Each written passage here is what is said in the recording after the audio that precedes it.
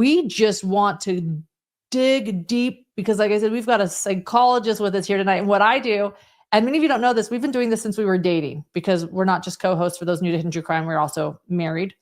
And John, I'll have to be honest, this is when I knew I was sold on you, was when we were dating. Sold like I was marketing you. I was marketing myself. Right. I guess with like the checklist that Ruby had. John had a check. Yeah. I had a checklist like Ruby in my closet. We'll get into that. Ruby, let's clarify. Ruby didn't have a checklist. She had like a spreadsheet with colors, and she had what I call the husband spreadsheet. Color coded. Yeah. It was extensive, color coding, and like, I don't know, there were at least, if on the on one axis she had all these qualities. So she had like, I lost count, like they didn't show it that long, but she had like 30 plus qualities at least. And then on the horizontal axis, they had different boxes for all the suitors or all the boyfriends that she was dating. There were so many. That's what surprised me. I thought maybe like 3 or 4. No, there were like 20 plus people, suitors that were interested in her. Like the husband spreadsheet. That was an amazing part of the documentary, and they actually had it somehow. I don't know, Kevin or Ruby, somebody filmed that at some point years ago. Yeah, I did not have a color coded spreadsheet hanging in my closet when I was dating you, but I had hopes and dreams. But if I had a color coded spreadsheet on it, it would be psychologist, can psychoanalyze criminals with me, can psychoanalyze reality television shows with me, using the pause button and discussing and answering all my questions. And then I would have probably wanted you to have like a British accent, which you don't have, but here we are. It's okay. It's okay. Yeah, I do like that British accent, but it's okay.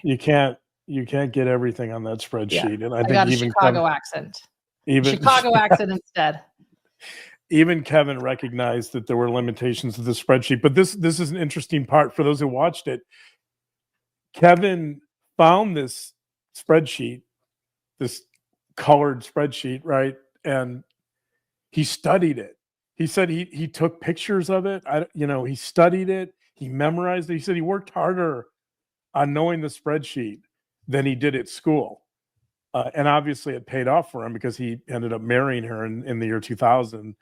But how interesting is that? Like, do you want to, if you're going to marry someone, do you try to conform to all the qualities they're looking for? Like that says a lot about Kevin.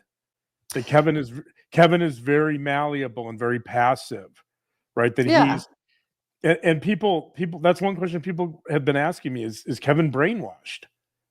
One of the arguments for why Kevin wasn't as involved, or when Ruby pushed him out of the home,